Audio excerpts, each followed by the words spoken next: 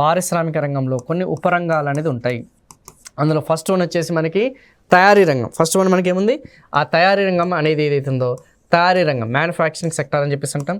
B వచ్చేసి మీ అందరికీ తెలిసింది కదా నిర్మాణ రంగం అని చెప్పేసి అంటాం. ఓకే, నిర్మాణ రంగం అనేది ఏదైతుందో నిర్మాణ రంగం.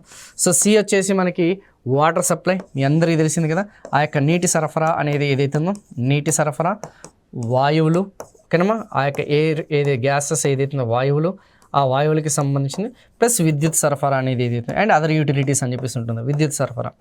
ఓకేనా, ఈ మూడు కూడా చూసుకుంటే మనకి పారిశ్రామిక రంగం అనేది ఉంటుంది. అయితే ఇక్కడ మీరు క్లోజ్గా అబ్జర్వ్ చేస్తే ఇక్కడ మైనింగ్ అండ్ క్వారీస్ అనేది కూడా ఉంది.